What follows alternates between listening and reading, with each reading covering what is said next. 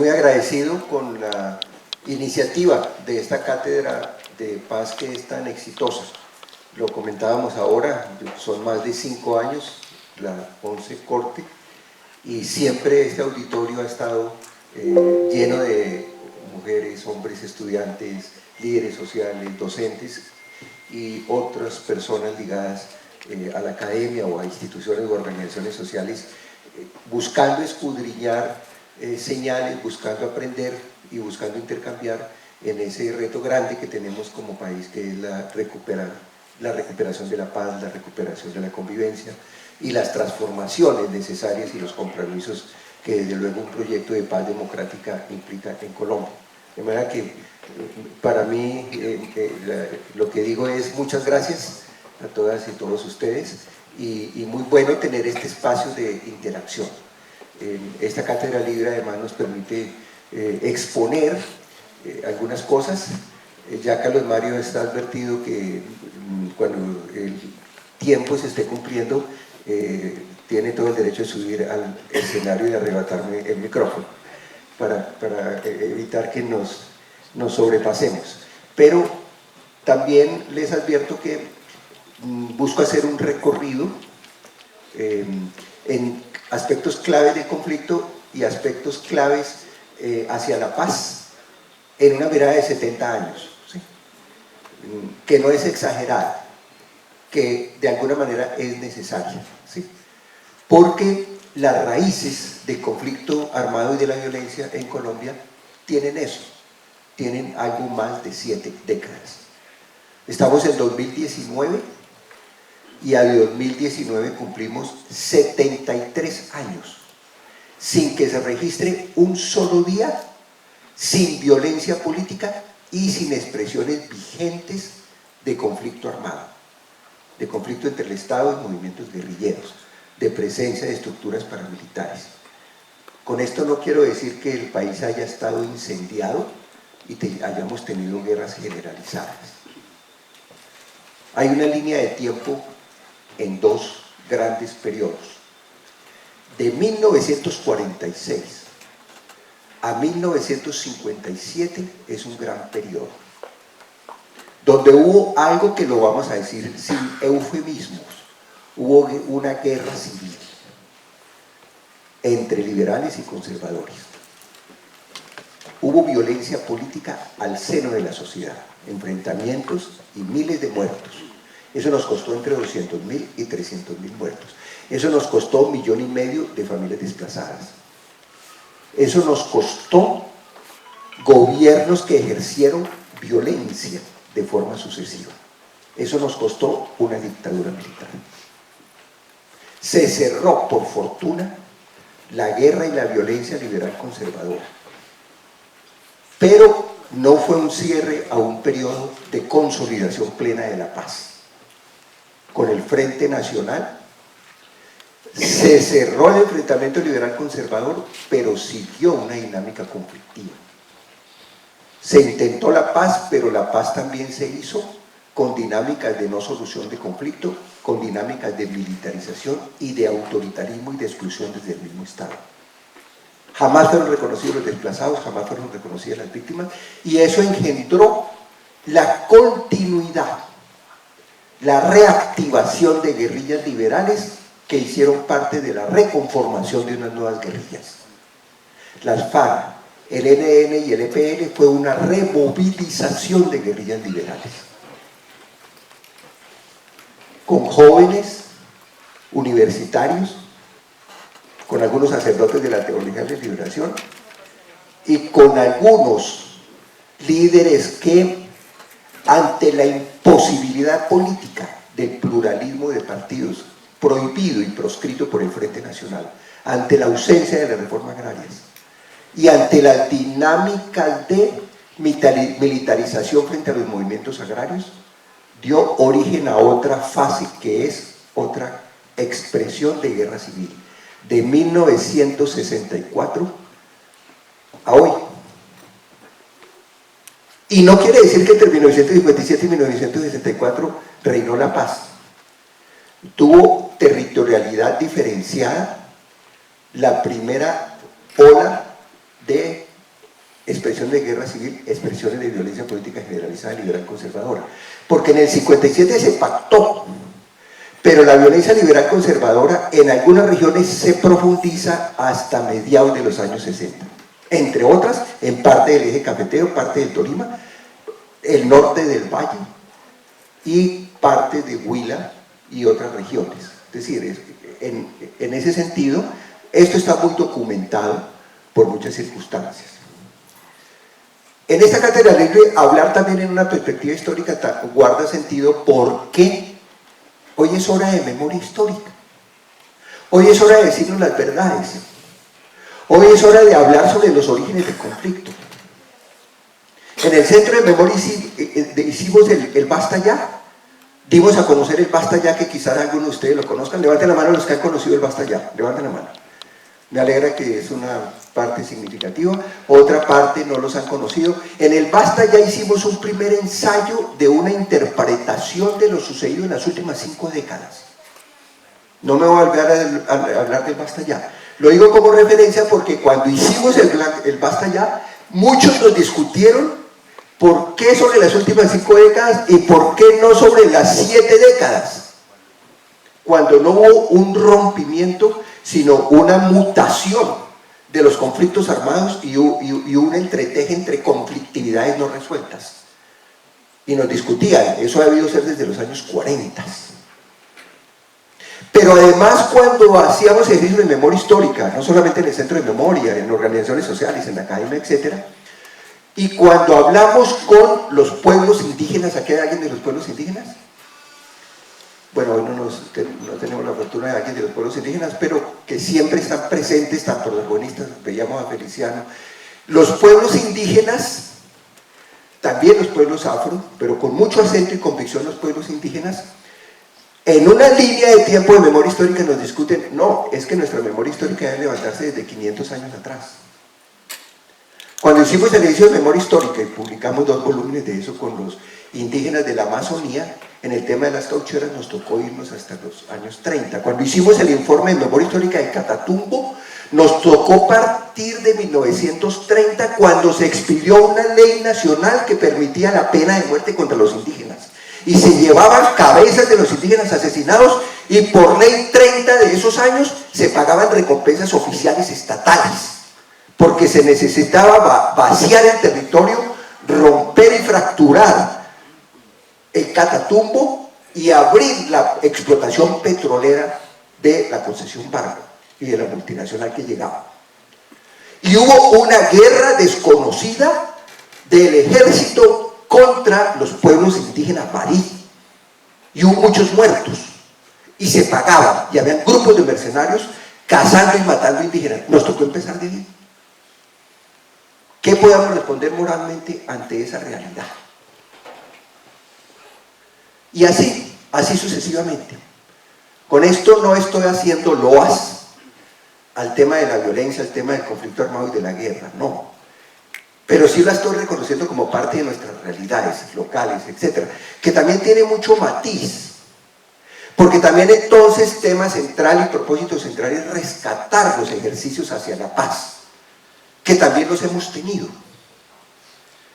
Y no voy a caer en la tentación, ahí sí me desvío del tema, de hablar de antecedentes históricos, que sería todo un tema. Pero por ejemplo, poco es conocido que el primer acuerdo de paz en territorio colombiano fue en la región de Urabá, con Ojeda, con los conquistadores españoles, cuando llegaron 4 guerras, 3 españolas y una alemana, que fue la primera guerra propiamente en este territorio,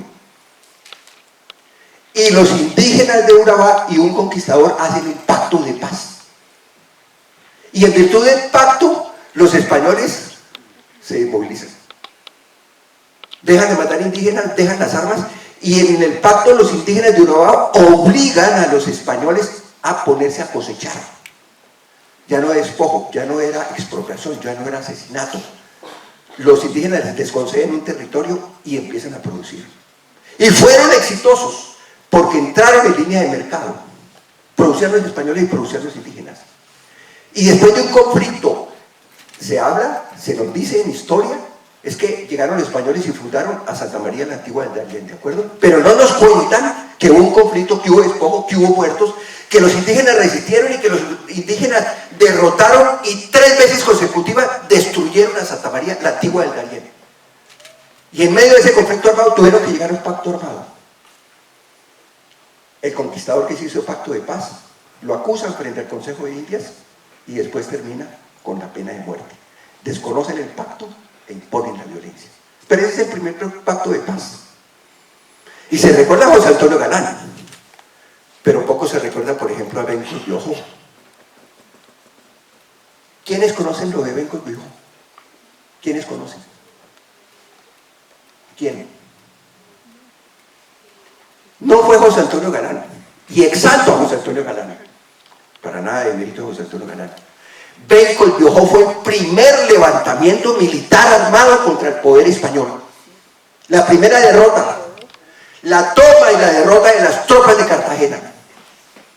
Bencos Biojó fue el primer libertador. Una rebelión cimarrona, negra, esclava, contra el dominio español, contra el esclavismo. Y logra un acuerdo, y firman un acuerdo. Le firman garantías, lo reconocen como ciudadano. Bencos Biojó era un príncipe, llegó en condición de esclavo, príncipe de Benín, y estuvo como cimarrón. Primer acuerdo político de paz, primer acuerdo, origen de la libertad. Negro, afro, antiesclavista. Y logra un tiempo con garantías. Y logra refrenar unas medidas extremas de la violencia, de la tortura, del asesinato y de la pena de muerte y de las condiciones de esclavitud. Pero son pocos años. Es capturado, lo traicionan, termina su vida en prisión. Casi nadie conocía a Bencos Biojó. ¿Por qué? ¿Por qué no se conoce la historia india originaria? ¿Por qué no se conoce la historia afro? Claro, se conoce la de José Antonio Galán. Y grandeza tuvo José Antonio Galán, que ya son los levantamientos de los mestizos. Y se han la lucha por la libertad. Bueno, y vino la independencia. Les hago una pregunta pedagógica, desprevenida. Levanten la mano los que estén de acuerdo que se hubiera dado el alzamiento armado que conllevó a la independencia de la colonia de España, que nos hubiéramos liberado de España. Piénsenlo bien, pero en 2 segundos. Piénsenlo bien. Bolívar, Santander, Sucre, Córdoba, todos hicieron el levantamiento armado. Hicieron guerrillas, conspiraron, hicieron redes. Y propiciaron una guerra de liberación. Conseguimos la independencia. La estuvimos celebrando hace 200 años. Yo les pongo un pleito pequeño. Bueno, históricamente muy significativo, pero aquí como ejercicio pedagógico pequeño. ¿Qué hubiera sido lo justo? No propiciar este levantamiento armado. Esos levantamientos armados son tenaces. Hacer la guerra es tenaz. No queremos la guerra. El ideal humanista, el ideal de derechos humanos es la paz. Si nos situamos en ese momento, ¿estaríamos con el lanzamiento armado? O quizás más bien vamos a resistir pacíficamente y vamos a durar 200 años en resistencia a ver si nos conceden la libertad. ¿Nos habrían concedido la libertad? ¿Habría sido posible? ¿Qué hacemos? Sin prevención, y no va a decir esta es la respuesta correcta o la incorrecta, pero levanten la mano los que estarían por ese levantamiento armado, los que de alguna manera le justifiquen o le hallen la razón a Bolívar, Santander, Sucre, etcétera, etcétera, a la Pola, etcétera, luchando, rebelándose contra el poder de sujeción de la colonia española. Levanten la mano, por favor. No el dedo, la mano.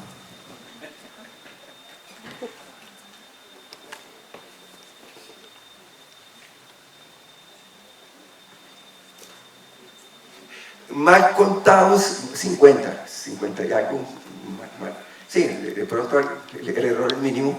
Bueno, levanten la mano los que dicen mejor haber resistido, haber buscado otras formas. Levanten la mano, no el dedo, levántenla. 2. Bien. Ya les dije que yo no quiero aquí pontificar, esta es la salida. Lo que quiero más bien es registrar situaciones históricas, concretas. Porque es que en ese momento los mestizos, los negros, los indígenas tuvieron las opciones. Se plantearon el dilema que ustedes ahorita reflexionaron. Y parte de la sociedad apoyó ese levantamiento armado. Entró a filas, conspiró. Un paréntesis. Cuando se estaba consolidando el proceso de paz, con orgullo, me atrevo a decirlo, el presidente Santos dijo: es que mi tatarabuela Antonio Santos también fue guerrillera, también fue subversiva y también se levantó en armas. Y ella estuvo en la lucha por la libertad frente a España. Es más, trabajando derechos humanos, trabajando DIH, trabajando de derecho humanitario, en alguna sesión salía alguno de los participantes en uno de los argumentos muy usuales, y le decía a alguno de los participantes, nos decía en un taller de capacitación: pero es que la guerra es inhumana. ¿Por qué se dan las guerras? Jamás debió darse una...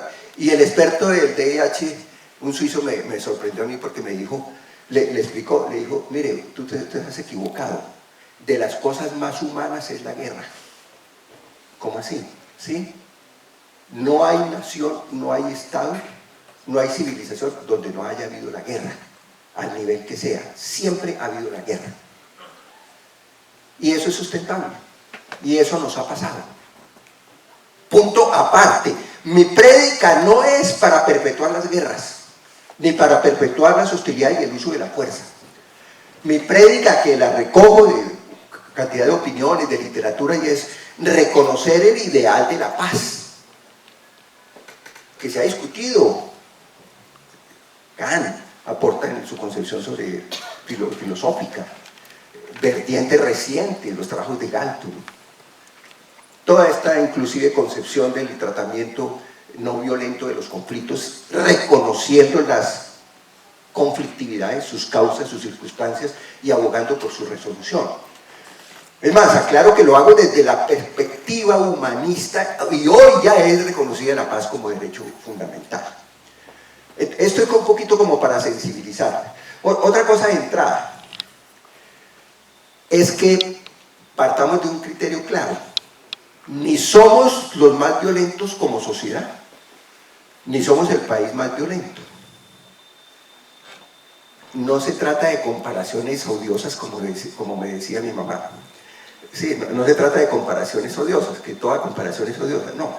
Pero sí, porque a veces también el reconocible alto nivel de impacto en apelar a la violencia, el que en Colombia desde el Estado y desde los gobiernos se haya apelado a la arbitrariedad, se haya apelado a la violencia con mucha frecuencia, se haya tolerado, se haya promovido, y que también en la sociedad, en el tejido, y que también en la política, y que también en la conflictividad social. Veía ahorita un video, mire, los indígenas reclamando tierra, entra la fuerza pública y termina en conflictividad y en hechos de violencia y en un final dramático. Ese hecho no significa que estemos, como se dice coloquialmente, condenados siempre a esas circunstancias. Vino el debate a finales de los años 80 de la llamada corriente de la nueva historia, en crítica precisamente para que la historia no se interprete solo a través de la guerra, de los guerreros, a través de esos efectos de desborde del uso de la fuerza, de la arbitrariedad. Y la nueva historia ha llamado precisamente a reconocer cómo ha habido muchas construcciones sociales, muchas dinámicas, pero en medio de la conflictividad. Los conflictos son necesarios, son inevitables, hacen parte de la naturaleza. Donde hay diferencia hay contradicción, donde hay contradicción hay conflicto, donde se niegan derechos. Detrás de cualquier derecho hay toda una lucha, una movilización social, etcétera, muy fuerte para ello. Bien, hasta ahí termino como esta primera sensibilización. Voy a una segunda parte que debe ser breve, que son dos cuadros con algunos conceptos iniciales, algunos conceptos, digamos, aprovechando que estamos en un espacio pedagógico, me parece importante dejarlos como de entrada sin extenderme mayormente en ello. Y luego vienen algo más de 20 cuadros, que cogemos desde 1946 hasta 2019, pasando por elementos de los conflictos y pasando por la dinámica de los procesos de paz. Bien. Entonces vamos primero a decir, últimamente ha habido como cierto eufemismo en reconocer las guerras, y hay que reconocer cuando son guerras es por su nombre.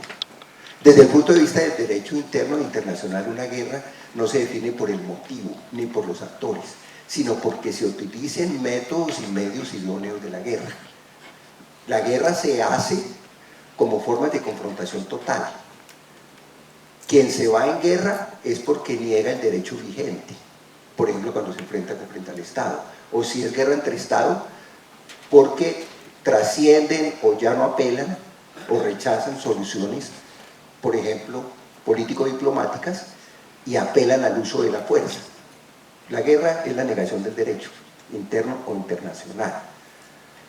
Las guerras, cuando hablamos propiamente de guerras, detrás tienen causas sociales, políticas, étnicas, territoriales, disputas de limítrofes, de nacionalidades, pueden haber muchas causas. Pero hay métodos y medios propios de la guerra. Eso es una construcción también cultural que se ha dado, una construcción, si se quiere, técnica, una construcción también en derecho, una construcción también en metodologías, en estrategias, tácticas y planes de guerra. Inclusive hay doctrina militar, hay derecho militar, inclusive hay técnica militar, hay creación en lo militar. El ajedrez es un simbolismo de las guerras, y hay, como dice la teoría china, el arte también de la guerra, creación también en la guerra. Insisto, no es loa, sino es un registro a fenómenos que nos han afectado mundialmente a todos los pueblos, etc. El hecho de la guerra, con el impacto tan grande de la Segunda Guerra Mundial, 50 millones de muertos, y esa destrucción masiva de sociedad, de población, de medios de producción, de todo eso, llevó a las Naciones Unidas a proscribir las guerras. Naciones Unidas surge precisamente después de la Segunda Guerra Mundial, en el tratado que funda Naciones Unidas, su capítulo 6 proscribe las guerras, pero reconoce 3 excepciones. Eso es lo vigente en derecho internacional. Reconoce ante agresión, en legítima defensa, y cuando se pone en peligro la paz mundial. Ese último elemento es de interpretación política y puede ser muy controvertible, pero estoy refiriéndome a que lo hay. El mismo capítulo 6 de las Naciones Unidas impone en las relaciones entre estados los métodos políticos y diplomáticos para resolver las guerras. Pero entre el derecho y el hecho hay mucha distancia. Después de la Segunda Guerra Mundial, en las siguientes 4 décadas se desencadenaron 150 guerras. La mayoría de ellas, guerras de liberación nacional. Entonces, pues no voy a hablar de las guerras de liberación nacional, pero permítanme hacer un pequeñito dibujo y decir, me imagino que aquí todos han oído hablar de Mandela, quizás es el más conocido. En toda África, en mucha parte de Asia y en partes de América Latina, después de la Segunda Guerra Mundial se desataron sobre todo los movimientos de liberación nacional. ¿Qué pasó? En Sudáfrica exigían la independencia, exigían la libertad, exigían el derecho y el ser reconocidos como ciudadanos. Ustedes saben que Sudáfrica, que hay diversos pueblos negros, se negaban totalmente los derechos por el colonialismo inglés. Total, es total, el apartheid. Ni siquiera se reconocían los derechos de los holandeses y algún nivel, poco, pero algún nivel de mestizaje con los holandeses. Ahorita se me escapa el nombre como lo llamaban a ellos. No, ni siquiera ellos les reconocían plenos derechos. Y a la población negra no le reconocía ningún derecho. Ustedes saben históricamente que Mandela fue muy llave de Gandhi. Fueron amigos, hicieron equipo. Y Mandela tuvo 2 virtudes que lo hizo líder, además de su carisma, por supuesto, y su inteligencia. Mandela promovía la resistencia pacífica exigiendo los derechos para la población negra. Luchaba contra el apartheid.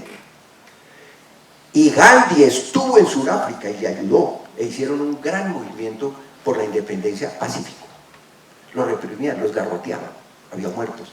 Persistían y persistieron por décadas. Y él entablaba peleas jurídicas. Buen abogado.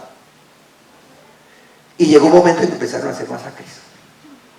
Y llegó un momento en que salían niños y niñas, jóvenes, adolescentes, desde los barrios marginales pidiendo el derecho a poder abrir escuelas en lengua propia con población negra.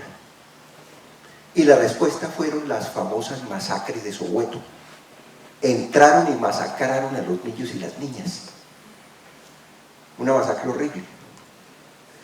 Ahí Mandela entró a la clandestinidad. Y a veces poco se conoce, Mandela fue guerrillero. Estuvo en la resistencia armada. Y el Congreso surafricano pasó a la resistencia armada y pasó a la clandestinidad. Y ahí lo apresan y lo meten a la cárcel. Y él jamás renunció a la causa de la independencia de Sudáfrica. Lo chantajearon 27 años. De una declaración pública de renunciar a su lucha y lo sacamos en libertad. Jamás aceptó ello. Y hubo una confrontación armada, pero también hubo una búsqueda de un proceso de paz. Y eso dura otras décadas, hasta 1990, inicios, cuando hacen el pacto de paz. Y sale Mandela y es presidente. Pinto esa página para ver, porque también Mandela hubo un momento en que tuvo esos dilemas que ustedes tuvieron al inicio del ejercicio. ¿Será que hacemos la resistencia armada? ¿Será que no? E insisto, no estoy diciendo para siempre y siempre bienvenida a la lucha armada, no. Estoy mostrando solo las vicisitudes históricas, los dilemas a que se ven enfrentados los pueblos.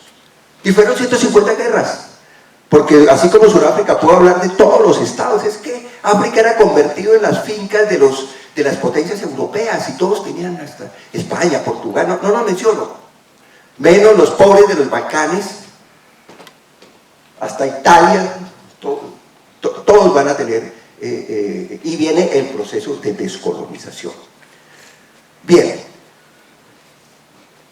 proscrita por Naciones Unidas la guerra, ahora los tratados no hablan de guerra, sino preferiblemente de conflicto armado, por no chocar con esa definición del tratado internacional.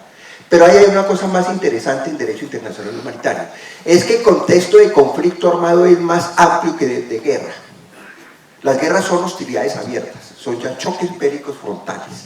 El concepto de conflicto armado incluye dispositivos precombate, pero las condiciones de la beligerancia para el conflicto armado están casi al pie de la letra en el artículo 1 del protocolo 2. Cuando un contendiente armado tiene poder territorial, mando reconocido, capacidad de hostilidades militares y capacidad de comprometerse con normas del DIH. Un grupo beligerante puede llegar a ser gobierno. El caso de Nicaragua, el caso de Cuba, el caso de muchos países africanos que recuperaron la libertad.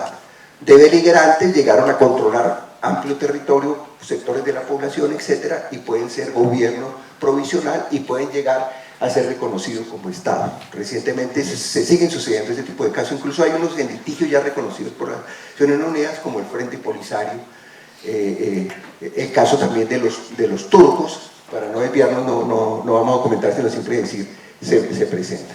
El delito político hace referencia a quienes están en insurrección, a quienes están en rebeldía, en el derecho internacional.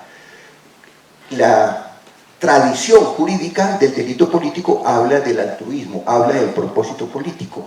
Para ser claros, no es rebelde o no es insurgente y no merece el delito político quien se metió por negocio, quien se metió por lucro personal, por una conveniencia de ese nivel. Se habla de reconocimiento político es cuando hay un propósito efectivamente político en su buen sentido, cambiar el Estado, cambiar la sociedad, o porque se considera o porque realmente hay unas expresiones de autoritarismo que los llegaran a justificar. En el caso de nuestro Código Penal hay una tradición vieja de décadas donde el delito político está asociado a la rebelión, sedición, asonada y conspiración. No habría tiempo para detallar, pero es la idea en claro, y eso es lo que da lugar, por ejemplo, a conceder amnistías siempre y cuando no se hayan cometido graves delitos contra el derecho internacional humanitario. Víctimas. Víctima es todo aquel, todo aquel que se le han transgredido derechos fundamentales de manera notoria. Porque una violación de derechos humanos pasa como en cualquier delito, hay contravenciones que son más leves, hay que son más graves. En el fondo, en derechos humanos y en teoría de derechos humanos se trata de que se haya transgredido la esencia del derecho humano, el núcleo duro del derecho humano, como lo explica el derecho en derechos fundamentales, como lo explica en sentencia de la Corte Constitucional. Si se transgredió la esencia del derecho, se te está negando, se te está agrediendo, se te está violando los derechos humanos. La violación de derechos humanos se le puede hacer a cualquier persona o a cualquier colectivo de personas. No puede haber discriminación. Violación de derechos humanos puede ser un indigente, puede ser el presidente, puede ser cualquier persona independiente de su situación jurídica, independiente que si es de la sociedad o del Estado. A un militar se le pueden violar los derechos humanos, por supuesto. Si los torturan, de pronto en aprendizajes de capacitación, si resultan torturando, eso es una violación. Por poner un ejemplo, por ahí sacaron un video hace poco denunciando cosas de ese tipo. A un guerrillero le pueden violar los derechos humanos, pues claro, intrafilas si se le aplica la pena de muerte, o si es capturado y se le tortura, o incluso si es capturado, si lo enjuician, pero no le respetan el debido proceso y lo condenan por lo que no cometió, se le viola el derecho. Cualquier persona puede ser sujeta. Esto parece trivial, pero es que hubo un gran debate ahorita a propósito de La Habana, y había muchas confusiones y había muchas ideas equivocadas de quiénes podían ser víctimas y quiénes no podían ser víctimas. Por eso tienen sentido, digamos, estas precisiones. Por ejemplo, la Ley de Víctimas 1448 define para ubicar las víctimas en el contexto y con ocasión del conflicto armado y con relación a las violaciones reconocidas por el derecho internacional humanitario y las infracciones del derecho internacional humanitario. Aquí estamos hablando en general de los derechos humanos, aquí el derecho humanitario, y en general estamos al día como Estado en respetar y hacer parte de los tratados generales en derechos humanos y derecho internacional humanitario. A propósito de ese derecho, permítanme una digresión, es un poco irónica. Nosotros podemos ser campeones en el mundo en dos sentidos. Podemos aspirar al podio, así como en los deportes oro, plata y bronce, podemos aspirar al podio y hasta de pronto la de oro. Si se pregunta en el mundo, las constituciones y el tratado vigente interno e internacional en materia de derechos humanos, no les exagero, podemos aspirar a medalla de oro. Tenemos de las constituciones más garantistas del mundo. Somos de los estados más cumplidos en estar haciendo parte, hemos firmado y hemos ratificado tratados en derecho internacional de los derechos humanos y tratados en derecho humanitario. Y aunque se sorprenda, y no lo voy a ampliar porque no habría tiempo, no habría tiempo, somos referente mundial en materia de derechos humanos. Nuestra Corte Constitucional es brillante. Sentencias de distinto orden, pero todas en defensa de derechos fundamentales, se están estudiando en todo el mundo. Esto no es exagerado. No estamos estudiando Europa, Europa nos está estudiando. Estamos en la vanguardia del desarrollo de la jurisprudencia. Entre otras, no habría tiempo porque esto es todo un tema, pero ya veo unas caras y unos ojos que, miren, Colombia, Suráfrica, India, más atrás México, Argentina, estamos en la vanguardia del constitucionalismo mundial. No estamos estudiando Alemania, Alemania nos estudia. Y no es gratuito, no es gratuito. Hemos creado jurisprudencia en el tema de víctimas. Hemos creado jurisprudencia en el tema de derechos fundamentales. Lo que hablábamos de Carlos Gaviria ahorita, sobre la muerte digna. Los trabajos sobre derechos sociales, se me olvidó ahorita el nombre del magistrado que está en la JEP, que era profesor de los Andes y de la Nacional. Nuestro querido... Bueno, estamos teniendo, en verdad, la T025, levanten la mano los que conocen la T025, tienen idea de lo que es la T025, levanten la mano. Bueno, tan poquitos, yo pensé que más. Miren, la T025, una revisión acumulada de tutelas, que es un verdadero libro, sobre el estado de cosas inconstitucional con la población víctima desplazada forzada, que llega a 8 millones. Esa construcción en jurisprudencia, eso es un monumento. Esas audiencias, esas órdenes, es una cosa genial, admirable, descresta, en verdad, no exageren. La T025 y las audiencias de seguimiento de la T025 fueron las que dieron origen a la ley de víctimas. Eso no es de ningún gobierno, claro. Se le debe la iniciativa ya como proyecto de ley al gobierno Santos y a quienes la aprobaron. Y eso es loable, y está muy bien. Pero el origen, quien demandó la ley, quien posicionó la reparación de las víctimas, ¿qué fue? La sentencia T025. No habrá tiempo de hablarlo, pero ya que tú la conoces sabes que no estoy exagerando para nada la importancia de eso. Pero les decía que, en serio, aspiramos a oro, mínimo plata o bronce, como país de desarrollos jurídicos normativos del DNIDH y del DIH en el mundo, de los mejores países del mundo. La esquizofrenia de Estanislao Zuleta. A la vez, aspiramos, así como Catherine, así como la niña, ahorita la tenista, así como la otra niña pesista ayer, podemos aspirar en el mundo a oro, plata y bronce como el país más violador de los derechos humanos en las últimas décadas. Es más, tenemos la de oro. La de oro el desplazamiento forzado. La de oro el asesinato de sindicalistas. La de oro el asesinato de líderes sociales. La de oro en ataque mortal y genocidio de los pueblos indígenas. Ya tenemos una cantidad de oros indignantes. Y podríamos sacarla de oro como el país más violador de los derechos humanos del mundo. Nada exagerado en esto, está fundamentado. Tenemos una oficina de veedurías permanente de las Naciones Unidas desde 1997.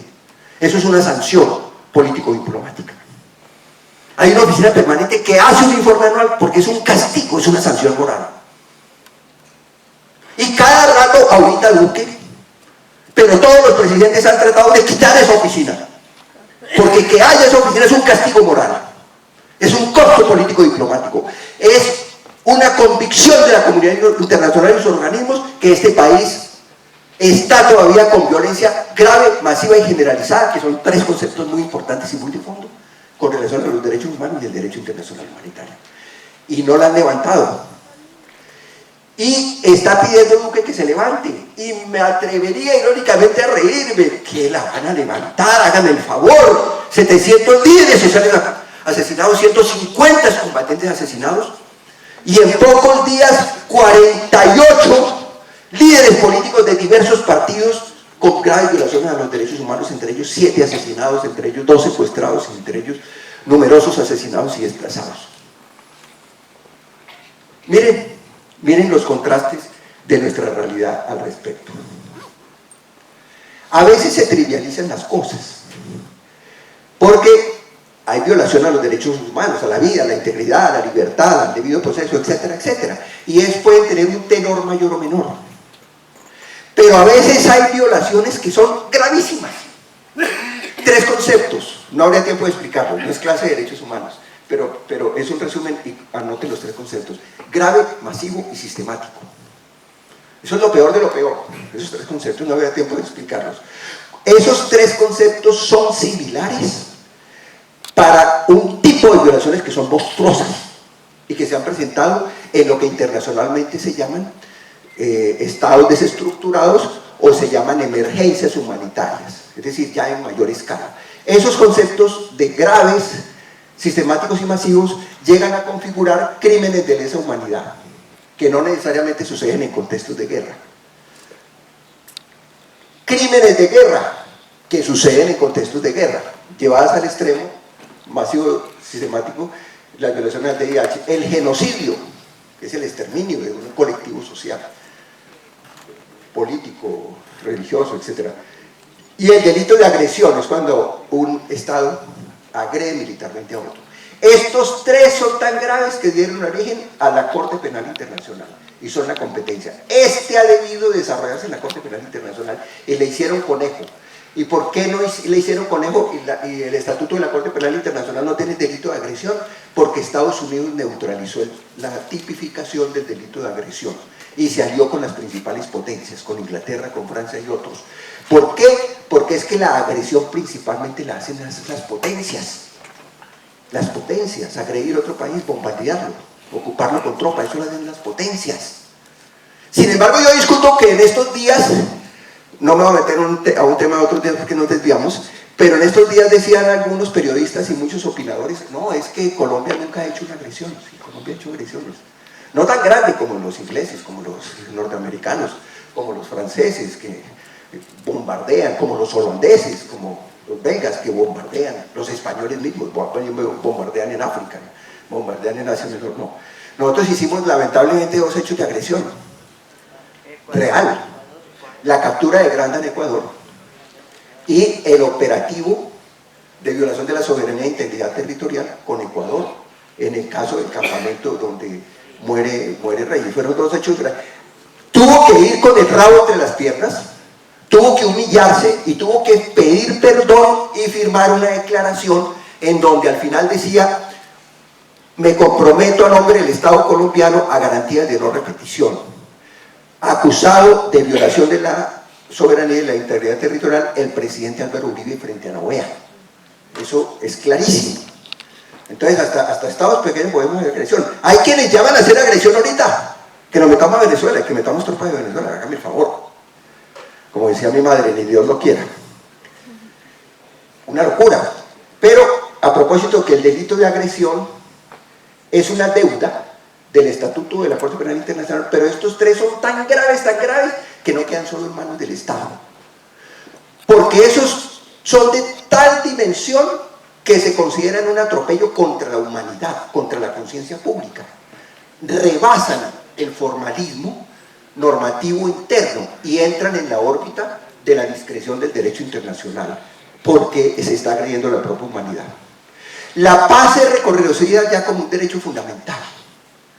Nuestra Corte Constitucional es de las más avanzadas en varias sentencias. Hay un debate, aún muchos, incluso muchos europeos no reconocen la paz como un derecho fundamental. Nosotros sí, en Constitución, en sentencias, y lo hemos fundamentado porque hemos padecido además las consecuencias de la no paz, de la violencia y de la guerra. El concepto de procesos de paz se acuñó en Colombia y en otros países del mundo para hacer referencia a ejercicios de búsqueda de la paz entre actores en contienda bélica. Caso típico de gobiernos y guerrillas, buscar diálogo o acercamientos para resolver el conflicto armado. Los acuerdos de paz, acuerdos, tratados, pactos de paz que se dan por siglos, se dan en guerras entre estados, se dan en guerras internas, se dan en guerras entre partes, es una costumbre de muchos siglos, también en Colombia. Mire, en Colombia hemos tenido muchas guerras, pero hay que decir también muchas formas hacia la resolución de los conflictos, de los países del mundo que más hemos tenido amnistías. Miren, este dato es cierto. Nosotros nacimos como nación Gran Colombia a través de 2 acuerdos. ¿Y sabe cuáles son esos 2 acuerdos? Uno, lo que popularmente se llama un acuerdo humanitario. En el derecho internacional humanitario se llama un acuerdo especial. Bolívar y Morillo, en la población de Trujillo, firmaron un tracto se llama Pacto de Regulación de Hostilidades. Muy bueno, excelente. Es pionero en el mundo, ninguna exageración, absolutamente fundamentado esto. Somos pioneros en el mundo como un acuerdo especial en un conflicto interno en el territorio. Fue antes que los convenios de Ginebra, que el primero es de 1864, este es de 1820. Somos pioneros en el mundo en materia de derecho internacional. Y hay otros, el libro de Alejandro Valencia Villa, el DIH en Colombia, ilustra mucho. Además en soluciones de guerra también. En el siglo XIX tuvimos 26 conflictos armados, de ellos importantes solo 2, generalizados solo 2. La guerra de 1861 al 63 la ganaron los rebeldes, ante una dictadura conservadora, que negó los derechos, hubo un levantamiento armado. Por eso también nuestro Estado ha tenido muchos quieres. Eso es carreta de que es el mismo ejército libertador. No, eso es carreta.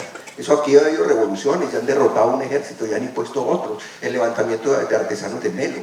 Esa guerra impuso un nuevo ejército que fueron liberales y radicales que derrotaron a los conservadores autoritarios y crearon esa constitución tan brillante de 1863. Y la guerra más intensa que hemos tenido es la guerra de los 1000 días. Les recomiendo mucho el texto Guerra y Política en la Sociedad Colombiana de Gonzalo Sánchez. Es muy bueno. Es muy bueno, entre otra bibliografía posible, ¿sí?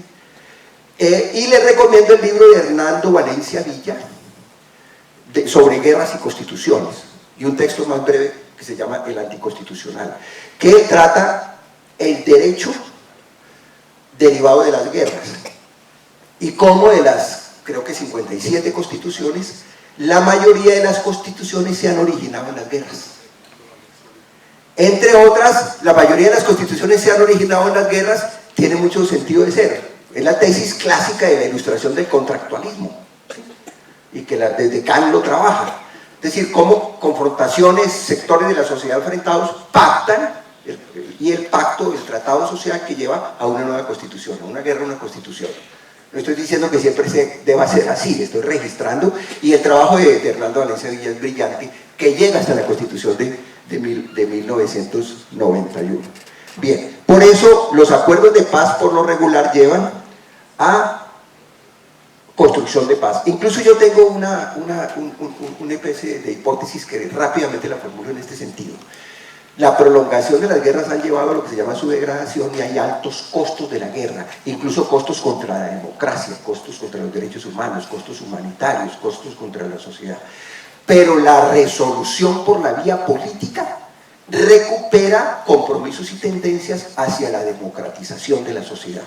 No hay acuerdo de paz por la vía política que no haya llevado compromisos transformadores hacia la institucionalidad, hacia lo que se ha llamado en política las aperturas democráticas, hacia la inclusión social. Hay esa aparente contradicción. El origen de la guerra estuvo en negación de derechos por lo regular. El escalamiento de la guerra llevó a detrimentos de derechos y posibilidades, pero la resolución por vía política, la resolución por vía arbitraria y por la fuerza, por el contrario, profundiza escenarios de autoritarismo y negación de derechos, ¿sí? Y un poco apelo a la realidad que hemos tenido, pero que coincide también con otras realidades. Por eso, finalmente digo, la construcción de la paz, esto se alega mucho en los movimientos de paz, etc. En última, la posibilidad de la paz, llevarla a todas sus consecuencias, no depende de los grupos armados, no depende del Estado, no depende de cesar los fusiles. La construcción de la paz es integral y la debe realizar la sociedad en su conjunto, el Estado y las instituciones comprometidos en coherencia con medidas para ello. Está el argumento de Galtung, teórico de la construcción de la paz positiva. Cuando Galtung critica, no nos podemos quedar en la paz negativa, es decir, solo cesar los fusiles, cesar el enfrentamiento, sino entrar a abocar la paz positiva, es decir, construir soluciones a la causa de los conflictos. Es decir, dice él, la paz positiva, por ejemplo, superar la pobreza, superar la inequidad, abrir la participación política, abrir la posibilidad de los derechos sociales, etc., reorientar el Estado en una forma constructiva que precisamente evite que afloren ese tipo de conflictos. Bien.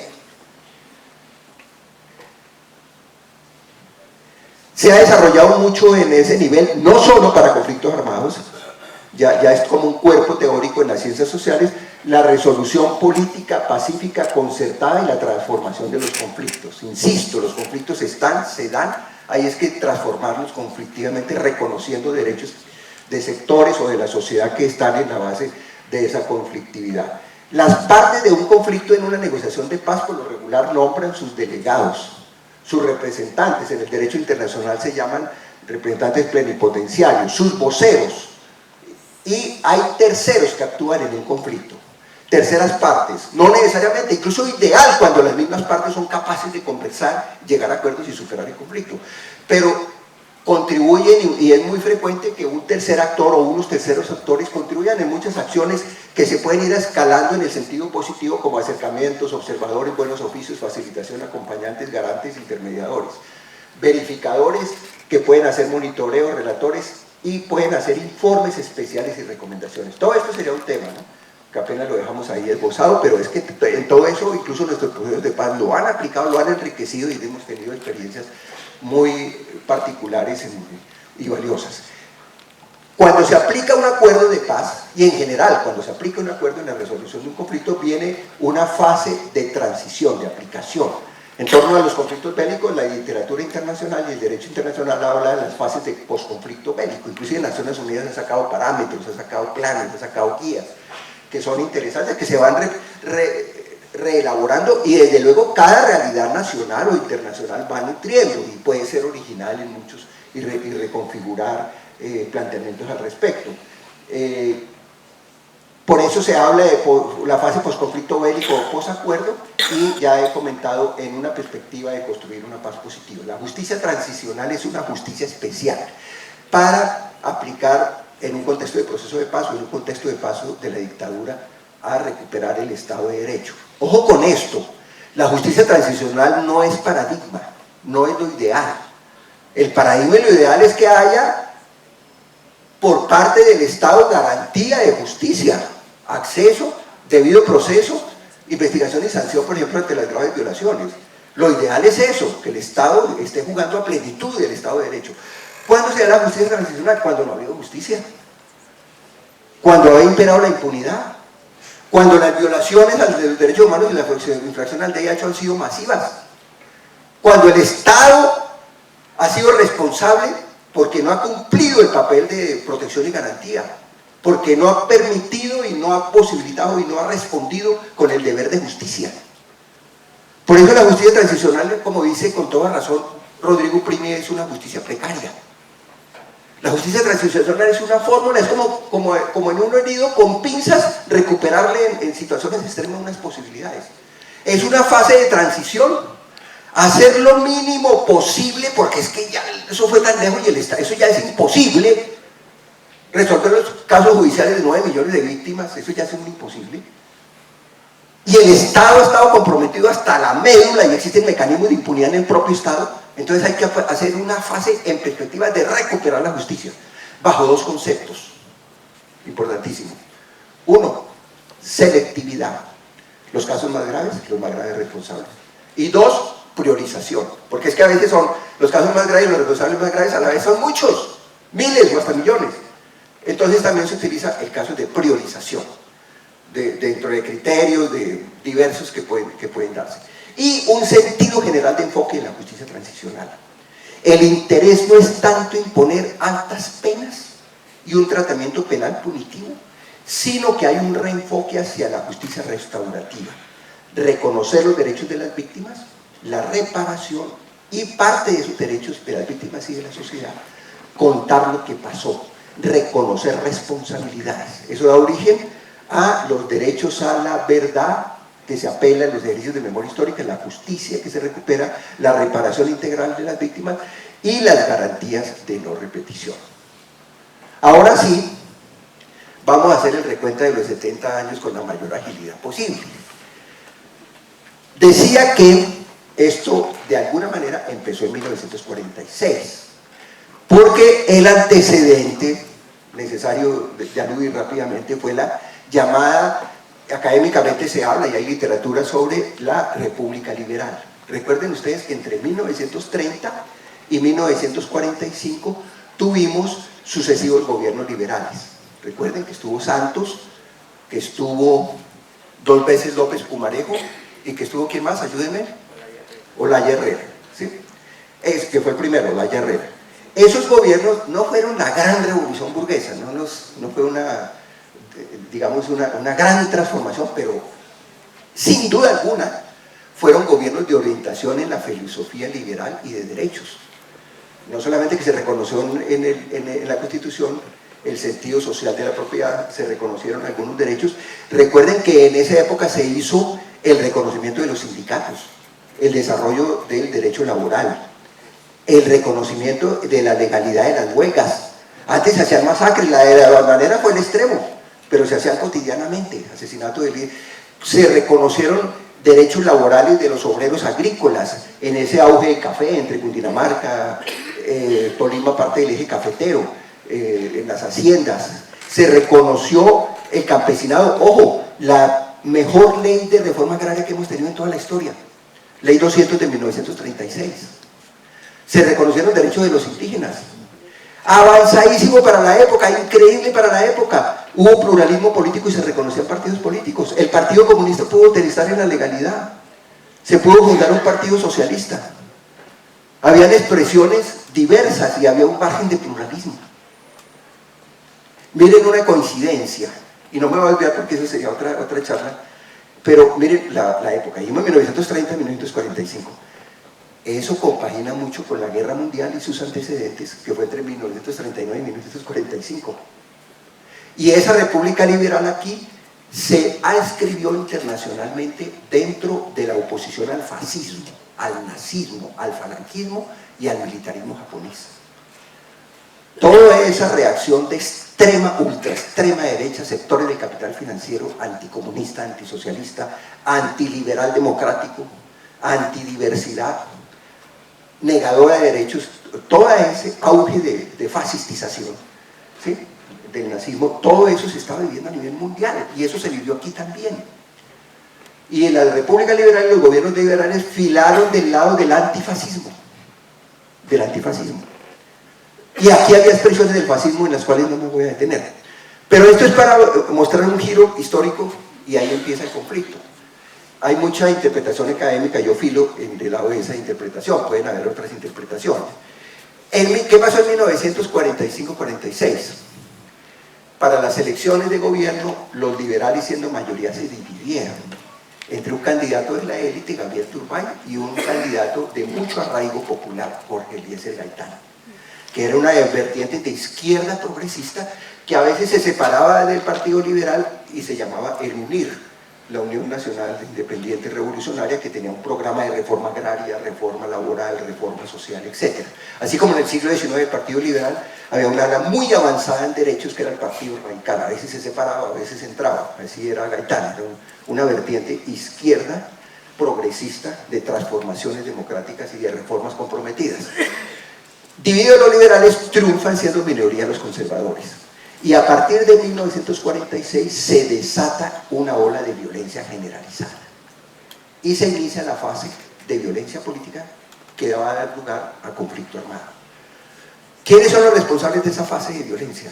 4 gobiernos conservadores sucesivos, ¿sí?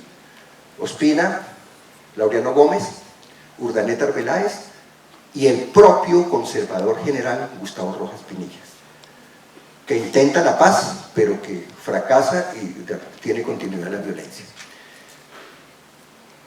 Una política de gobierno que instrumentalizó la policía y a la vez la policía creó grupos armados para hacer matanzas de liberales y matanzas de comunistas. Eso es real. Destrucción de pueblos, desplazamiento general, desplazamiento forzado. Grupos armados de la policía que hoy llamaríamos paracos, pero que en esa época se llamaron en la cordillera oriental chulavitas, en la cordillera central pájaros, en los llanos se llamaron guerrillas blancas. Violencia, lo digo con todo respeto a las profesiones de fe que se tengan con la libertad de culto que debe corresponder en un Estado de Derecho. La Iglesia Católica colombiana apoyó los gobiernos conservadores, apoyó a los grandes hacendados que tenían esa expresión política y se alió a favor de la violencia. La posición oficial estuvo de ese lado. Y otra aclaración, a nivel internacional la Iglesia Católica, no solo la colombiana, sino desde Roma, se alió del lado del nazismo, del fascismo, del falangismo y del militarismo. Hizo acuerdo directo el Papa Pío XII con el duce, con Mussolini, Benito Mussolini. Esto lo digo con contundencia, no hay duda alguna.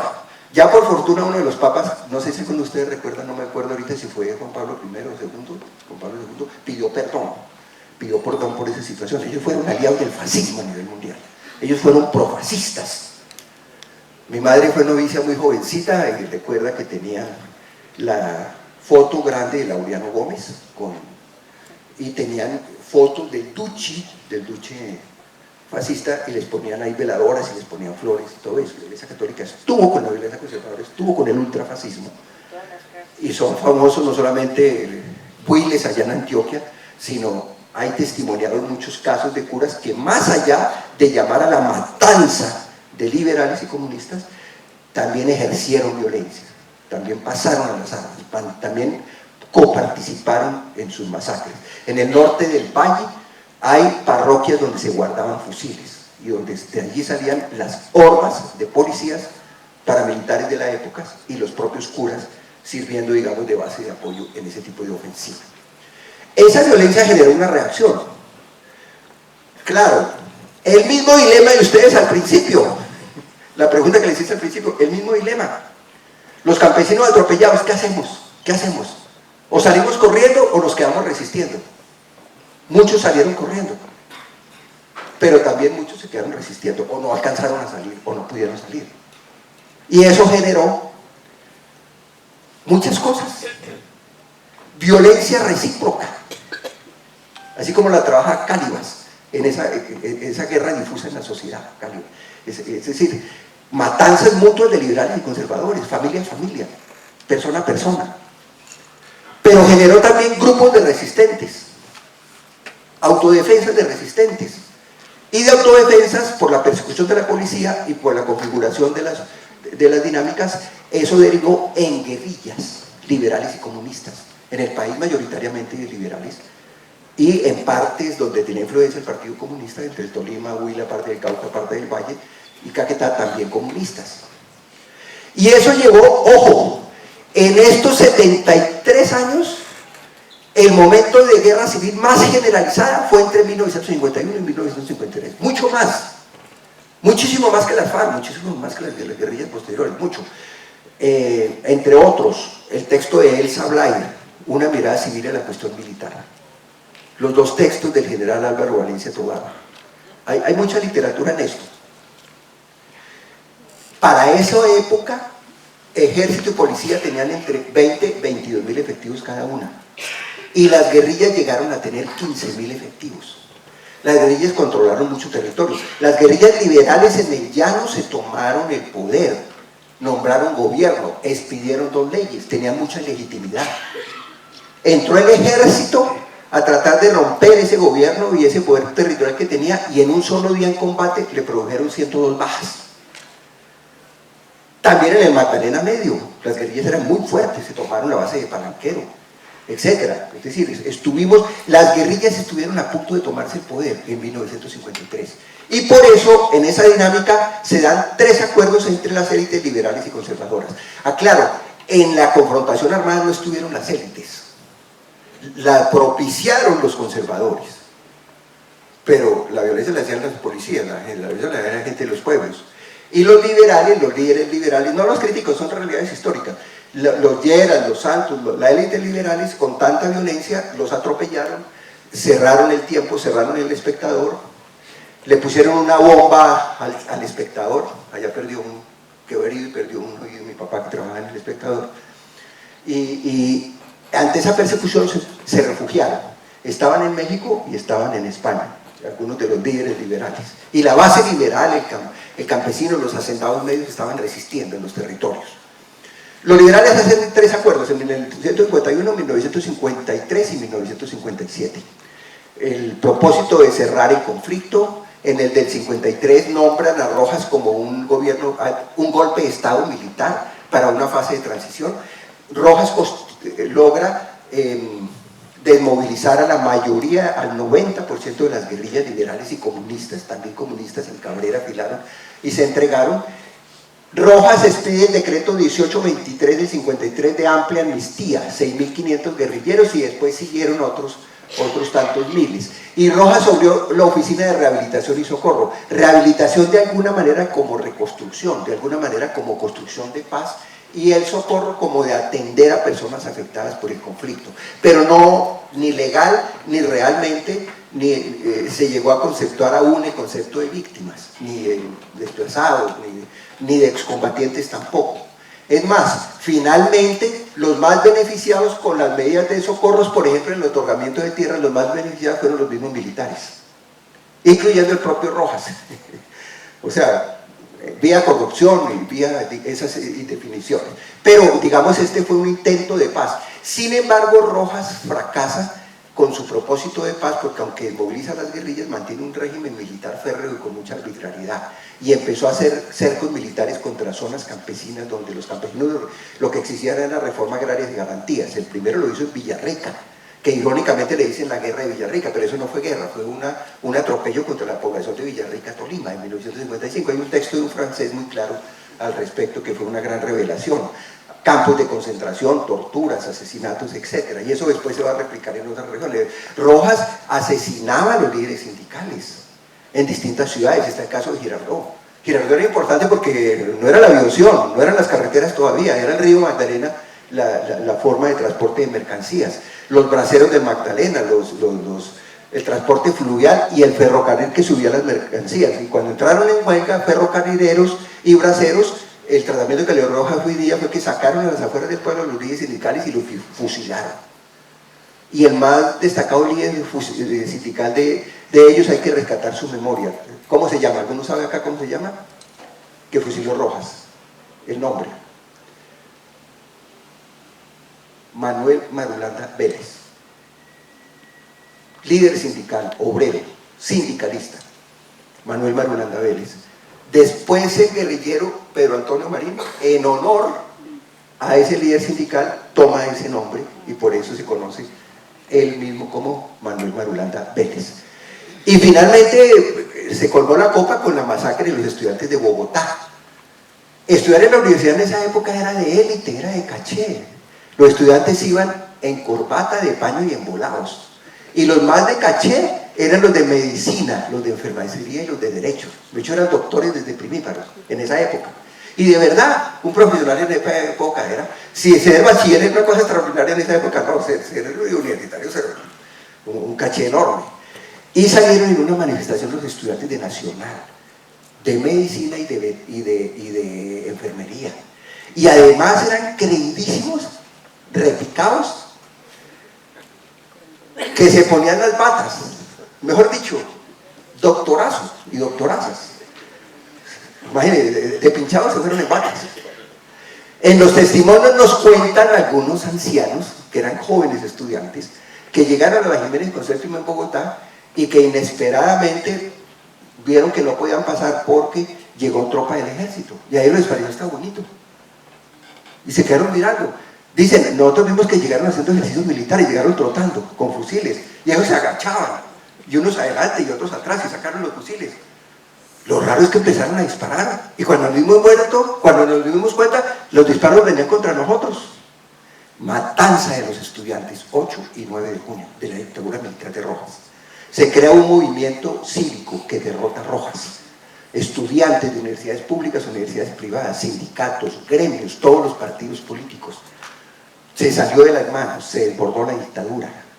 Siendo Rojas un personaje un poco heterogéneo, raro, a la vez había creado una constituyente, a la vez se apoyaba en unas vertientes, llamó a Antonio García, socialista y demócrata, y es lo que va a dar origen al partido de la NATO, después con unas tesis incluso progresistas, pero fue un dictador, y fue un masacrador de estudiantes, de campesinos en masa en distintas regiones, etc. Por eso fracasó. Y por eso viene el tercer acuerdo para cerrar el conflicto liberal-conservador en 1957. No es ahora en La Habana, desde allá se hacen negociados en el exterior. Con el apoyo del dictador Franco, llegan con condiciones de plenipotenciarios del Partido Liberal y Partido Conservador, Alberto Lleras por el liberalismo y Laureano Gómez por el conservatismo, más violento de los violentos. Y firman dos acuerdos en las poblaciones de Sitges y Benidorm, por allá cerca de Cataluña. Y esos dos acuerdos en el 57 son enviados. Esos acuerdos dieron origen a cerrar la guerra liberal conservadora mediante el Frente Nacional, que para ello citó un plebiscito que tuvo éxito. Hubo una junta militar transicional de unos meses, el plebiscito final del 57, se vota en el 58, tiene éxito. Ese plebiscito, mire lo complejo e interesante, permitió por primera vez el voto de las mujeres. Tuvo respaldo de más del 80% de la ciudadanía. La gente quería cerrar la página de guerra y de violencia liberal conservadora. Pero ese plebiscito tenía su veneno. Uno de los 14 puntos, porque técnicamente era un referéndum, uno de los 14 puntos prohibió la democracia directa. Un punto dice expresamente, no pueden volver a haber plebiscitos, ni consultas, ni referéndum, ni nada de eso. Lo prohibió, mató la democracia directa. Y además instituyó el Frente Nacional. ¿Y qué es el Frente Nacional? En positivo, volver a un régimen civil que acabó con la guerra liberal conservadora y la violencia generalizada. En negativo, el régimen del Frente Nacional, en esencia, no es democrático. Benignamente se dice, es un cierre democrático. Prohibió los partidos políticos. Solo podían existir el liberalismo y el conservativo. Ni siquiera disidencias en los liberales y los conservadores. Por eso fue una situación de hecho que creó Alfonso López con el MRL, y por eso también Gilberto Alzate Avendaño hizo su disidencia en el Partido Liberal, pero eran proscritos. La izquierda estaba condenada a ser proscrito de estar en la legalidad no porque quisiera. No se puede hacer liberal, sino liberal y conservador oficialista. No se podía ser socialista, no se podía ser cristiano, socialdemócrata, no se podía hacer... En los años 60, cuando se están en el mundo produciendo grandes movimientos, los años 60, la gran diversidad, los grandes movimientos feministas, reivindicativos, de no, aquí estamos cerrando el régimen político. Pero además el Frente Nacional le entregó, no 5 curules en la Cámara y en el Senado, sino le entregó todas las curules de todas las corporaciones públicas, todos los gobiernos y toda la administración pública, paritariamente, como se puso el concepto, entre liberales y conservadores. Hicieron un acuerdo de paz y se tomaron totalmente todo el poder. Lo privatizaron entre 2 partidos y sus versiones oficiales hegemónicas. Incluso prostituyendo lo que se considera como la independencia de la justicia, la teoría del juez natural, Carlos Mario, todo lo que se aprende de la independencia de los tribunales, todo eso, carreta. Mitad liberales y mitad conservadores, pervirtiendo en ese sentido, politizando en el mal sentido, etc. No se podía ni siquiera hacer un barrendero, un portero, etc., si no era liberal o conservador. Indignamente para un cargo público, para cualquier posibilidad, indignamente para participar en elecciones, o votaba liberal o votaba conservador. Además de antemano ya sabía cuál era el gobierno, la alternancia. Primero un liberal, luego un conservador, luego un liberal. Entonces, ¿qué democracia va a ser eso? Una deformación, no hay pluralismo, no hay libertad de construir partidos, no hay competencia democrática, no hay acceso al Estado, de cualquiera sea el origen, la vertiente política, que sea por méritos, que sea ciudadanía, etc. Bien. Ese acuerdo, en esas condiciones se cierra el conflicto, pero se da en el detrimento. Miren el giro que hubo. El primer gobierno es progresista, hay que reconocerlo en historia, el de Alberto Lleras. Alberto Lleras viene inspirado en el acuerdo. Alberto Lleras tiene una política de rehabilitación, que es una política de paz. Alberto Lleras metió la mitad de su gabinete en la política de rehabilitación, expidió en 1958 otra amnistía, llegó a acuerdos con otras guerrillas que sobrevivían para que volvieran a la vida civil. Su orientación en general fue inspirada más en ideas y acciones avanzadas. Pero luego vino el segundo gobierno conservador de Guillermo León Valencia. Tiene una nieta en el Senado, ¿no? A Guillermo León Valencia le debemos reconocer una cosa en la historia, se la debemos reconocer. El regreso de la guerra. Quien regresó la guerra al país fue Guillermo León Valencia, a través de cercos militares de aniquilamiento contra zonas campesinas agrarias que pedían 2 cosas. 1, reforma agraria. 2, garantías. Garantías de vida, garantías de poder existir, garantías de poder circular, garantías de que no los mataran desde el Estado o desde grupos armados que actuaran en la impunidad. Pedían esas 2 cosas. Desde el Senado, eso es famoso, la bancada conservadora, no el centro democrático, la bancada conservadora fue muy activa en estigmatizar esas zonas campesinas y llamarlas injustamente repúblicas independientes. Y eso justificó los cercos de aniquilamiento. Y allí donde hubo un cerco de aniquilamiento, atropellaron a la población reaccionó con forma de autodefensa, y la presión militar llevó a que de esos cercos de aniquilamiento contra zonas campesinas surgieran guerrillas. Eso lo comparten los militares en la interpretación, Matellana y Valencia Tovar, eso lo comparten los guerrilleros que han pactado la paz, el EPL, el ELN y las FARC, eso lo comparte la academia, eso lo comparte todo el mundo, fue un hecho evidente. La presión militar generó como reacción esas guerrillas campesinas, que al principio eran unas guerrillas despachadas. Es que no se hizo las FARC mismo, duraron unos años ahí despachados, resistiendo. Por eso ellos tienen acuñados en su mentalidad, las FARC en particular, esa idea de la resistencia, ahí, resistiendo la persecución del ejército. Después, en 1964, se agrupan, inicialmente se llaman Bloque Guerrillero del Sur, no Bloque Sur, Bloque Guerrillero del Sur, y luego toman el nombre de Fuerzas Armadas Revolucionarias Colombianas y proclaman un programa. ¿Cuál es el programa? Reforma agraria y garantías. Apelamos a la lucha armada porque nos están acosando y nos llevan a ese tipo de circunstancias. Miren lo interesante, en esa paz liberal conservadora hubo una figura interesante, y es que pactando la paz, una de las medidas junto con el plebiscito fue crear una comisión de la verdad. ¿Hubiera funcionado? Habíamos sido en estas décadas anteriores el antecedente mundial de comisiones de la verdad. La comisión de la verdad era interesante porque eran 2 liberales, 2 conservadores, un general del ejército, un general de la policía y un cura. Y la comisión de la verdad se reunió, fue a algunas regiones y empezó a trabajar.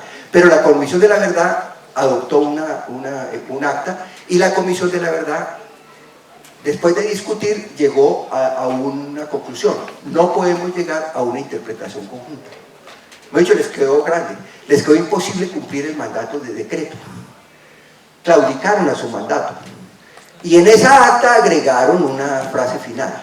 Cualquier miembro de la comisión puede elaborar su propia interpretación, punto. Y se despacharon, se abrió la comisión de la verdad y se fueron cada uno por su lado. Y resulta que el curita resultó general, entre comillas. El cura no era gratuito porque era del Líbano y el Tolima era el departamento más afectado, muchísimo en el sur, muchísimo en el norte, él era del norte. El curita tomó la tarea en serio y el curita se fue a recorrer el país, a documentar el conflicto, las víctimas, los actores, todo lo sucedido, a recoger fotografías, recoger testimonios. En esa época, imagínense, eso era puro bus y en hotelito barato. Y el curita tuvo otra gran ventaja, es que el curita tuvo como asistente a Camilo Torres Restrepo, muy juicioso, muy positivo. Logran hacer, en alianza con la Universidad Nacional, Orlando Falte, Sociología, Eduardo Maña, Luna de Derecho, los 2 tomos de la violencia en Colombia, que son una obra magistral de esclarecimiento. Es lo que ha debido hacer la Comisión de la Verdad. Ahí cerramos este antecedente y las guerrillas siguen, las 3 rurales, que realmente se nutren en anteriores campesinos liberales y en nuevas vertientes de campesinos, de excluidos y de rebeldes también. Está el influjo de la Revolución Cubana, está el influjo de movimientos de liberación, está el influjo de países socialistas y en ese momento se hablaba del campo socialista y existían varios países socialistas. El M-19 surge por el fraude electoral de 1970 en Anapo, es una especie de protesta armada que después se vuelve rural tras la represión y la vulnerabilidad urbana del M-19.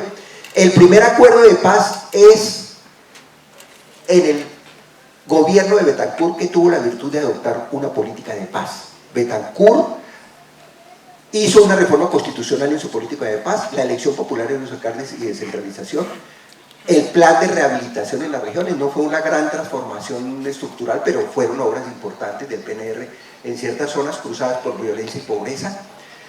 Hizo también una comisión de paz con más de 40 delegados, muy participativa, y hizo mesas de negociación con las guerrillas. Por desconfianza, eso es un engaño, no van a cumplir, si salimos de la vía legal nos van a matar, no participó el ELN.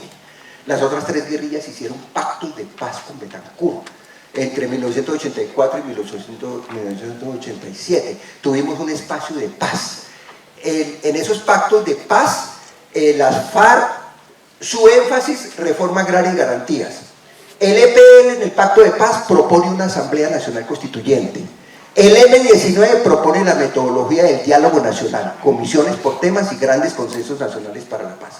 Pero fracasa este acuerdo de paz por muchas razones, pero sobre todo por 2. Una, las élites se oponen a cualquier reforma para resolver el conflicto con las guerrillas. Es la misma tesis del expresidente Uribe ahora, pero en ese momento lo era del grueso de las élites liberal y conservadora. No se puede hacer ninguna reforma política propuesta por las guerrillas. Que se desmovilicen y pasen a la legalidad, pero no con reformas. Negar, digamos, esa base política en los acuerdos de paz.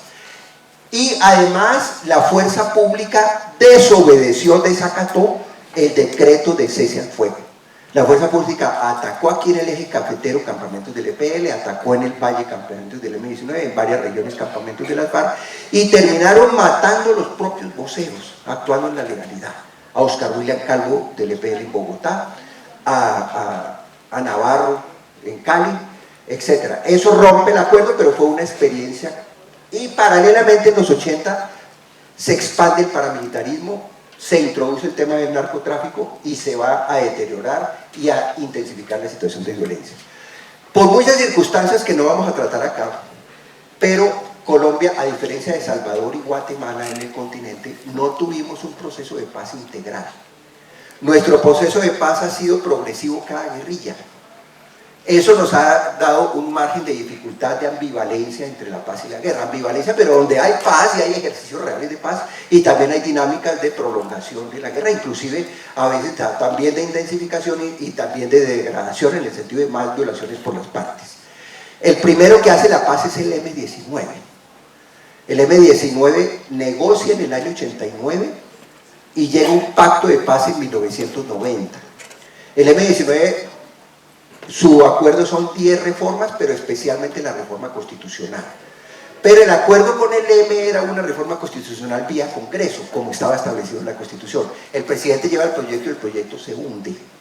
Navarro y ellos dicen, nos hicieron conejo, no nos cumplieron, y fue real. Ellos salieron en política con el indulto, pero salieron ya en la legalidad a proponer la constituyente. Sin embargo, en 1991 hubo una coyuntura extraordinaria que permitió consolidar la paz con el M-19 y propiciar otros acuerdos de paz. Fue el surgimiento de la posibilidad de una Asamblea Nacional Constituyente, por varios factores. Había fracasado, como lo referí, la reforma de la Constitución en el Congreso, como se pactó con el M, pero el EPL en una mesa de negociación y junto con él unas pequeñas guerrillas o milicias regionales, el PRT en la costa y el Quintín Lama en el Cauca, expresaron la decisión si había constituyente y se reformaba el régimen político y les permitían registros de partidos legales, pasar a la vida política legal. Pero se sumó un movimiento estudiantil muy decisivo que se llamó la Séptima Papeleta, que en las elecciones a corporaciones públicas consiguieron de hecho 3,5 millones de respaldo para la constituyente y en las elecciones presidenciales consiguieron 5,5 millones de votos. 5,2 millones de votos cuando el mismo día el presidente Gaviria fue elegido con 4,200,000 votos. La exigencia constituyente tuvo más legitimidad y respaldo ciudadano en ese momento de gran crisis, porque a finales de los 80 fue la guerra sucia, el exterminio de la Unión Patriótica, el asesinato de candidatos liberales de la UP, del M-19, etc. En medio de ese contexto de violencia fue una reacción estudiantil muy interesante de universidades privadas y públicas. Y vino un decreto de la Corte Suprema de Justicia muy avanzado, la Corte Suprema de Justicia con 2 tesis claras: la soberanía fragmentada, la existencia de expresiones de guerra y la posibilidad de que las guerrillas vuelvan a la legalidad por vía de una constituyente. La asume la Corte Suprema. Y la segunda, el reconocer la soberanía popular, el concepto de que la soberanía popular es constituyente, es poder constituyente por encima del Congreso, rompe con el artículo 128 de la Corte Constitucional y posibilita la constituyente. Con la constituyente se da el proceso de paz del EPL, que es la guerrilla antes de la FARC más grande que ha pactado la paz. Menos visibilidad y opinión que sí tenía el M. Esta es una guerrilla más rural, 18 frentes, 10 zonas de acampamentación, 1 año, 11 meses de negociación, consiguen 2 delegados en la constituyente y en las elecciones otros 2 de su entorno político, de su militancia política. Con todas esas guerrillas hay amnistía con la ley 77 que se excluye para graves crímenes, se incluyen también inversiones y planes de desarrollo regional en 85 municipios donde había presencia histórica, unos compromisos de derechos humanos, unos se cumplen y otros no. El gobierno nunca implementó un programa de víctimas pactados, pero se creó, no llegó a ser una comisión de la verdad, pero en esa línea hizo aportes la Comisión de Superación de la Violencia con 11 académicos, incluyendo entre ellos al padre Francisco de Rux, a otros académicos reconocidos, el programa de reintegración a la vida civil, que en el acuerdo se plantea como un reencuentro, y M-19-EPL y el pequeño movimiento PRT de la costa entran en una alianza con 14 agrupaciones políticas de izquierda, pasan a la legalidad como alianza democrática y consiguen la mayor votación. Eso fue un hecho histórico también. Primera vez que se rompe la hegemonía del partidismo fue en la elección de la constituyente, y por la apertura política de la constituyente, con posterioridad a la constituyente, cambia el mapa político y empiezan a surgir otras vertientes alternativas que ya con frecuencia en lo local, regional o nacional empiezan a competir y van rompiendo la hegemonía bipartidista. El PRT consigue inversiones en 16 municipios de Montes de María, consigue también participar con un delegado en la constituyente, consigue también la reintegración, igual los indígenas del Quintín Lama en el norte del Cauca consiguen un constituyente, consiguen inversión también en 16 municipios del norte del Cauca, consiguen enfoques étnicos en el tema de reintegración educativa, de reintegración comunitaria, muy interesantes, muchos ven como una cosa muy especial allí, y un sector del ELN que era más de la militancia política, que era más un grupo político que antes había ingresado a Unir Patria Libre. Un grupo se escinde, sale como disidencia, un grupo del ELN en 1994, firma la paz, ya no hay constituyente, pero este grupo de la CRS tuvo 2 parlamentarios que hicieron una labor muy positiva, como la hicieron todos los guerrilleros que llegaron a la constituyente, 12, 14 que llegaron a la constituyente. Estos 2 parlamentarios en el Congreso consiguieron 2 leyes muy valiosas.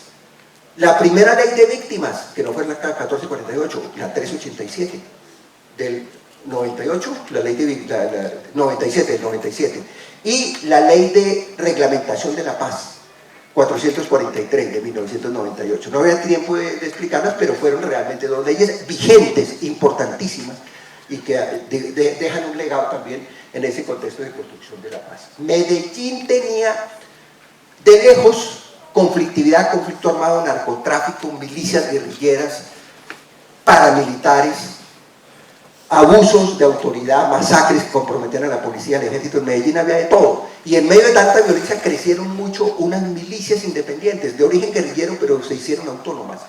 De esas milicias independientes, en este influjo constituyente y procesos de paz, pactan la paz 3 milicias, milicias del pueblo y para el pueblo, milicias independientes del Valle de Aburrá, milicias metropolitanas de Medellín en el 94 y otras 2 en el 98, milicias independientes revolucionarias y comandos armados. Consiguen inversión social en las comunas, reintegran más de 800 exmilicianos a la vida civil y hacen unas contribuciones a desescalar el conflicto.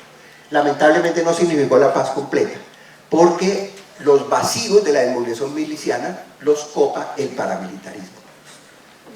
Firman la paz de milicianos y se paramilitarizan muchas de las zonas de Medellín. Este es un cuadro que no lo vamos a ver en detalle, son más de 4.000 y son 10 procesos de paz en los años 90, pero solo 2 guerrillas nacionales, otras son fracciones guerrilleras o milicianas o regionales pequeñas, pero son un antecedente importante. Estos procesos de paz le aportaron a la pluralización política del país. La gran mayoría de los excombatientes nutrieron primero la Alianza Democrática, después nutrieron el Polo Democrático, muchos están en el Partido Verde o en el Polo Democrático, y la gran mayoría respaldan, por ejemplo, los vertientes de la Colonia Humana. Por supuesto, esos movimientos son movimientos que tienen muchas militancias ciudadanas de muchos sectores, y este es un aporte de ellos que ya como ciudadanos y ciudadanas. Programas de reintegración con muchas falencias gubernamentales, pero en general que se dieron. De más de 4.000, el 20%, casi 1.000 fueron asesinados o desaparecidos. Sí, es un antecedente lamentable con lo que después está pasando en la actualidad con las FARC. Hubo cosas que se aplicaron, cosas que no se aplicaron y cosas que se aplicaron a medias. No fue un fracaso ni fue el éxito total, pero hubo unas contribuciones, sobre todo por la aportación a la constituyente. El ELN y las FARC han dialogado curiosamente con todos los gobiernos, pero por lo regular fracasaron, nunca lograron un acuerdo definitivo. Paralelo a la constituyente del 91 en Tlaxcala y en Caracas previo, dialogaron con el ELN y las FARC, no llegaron a ningún acuerdo.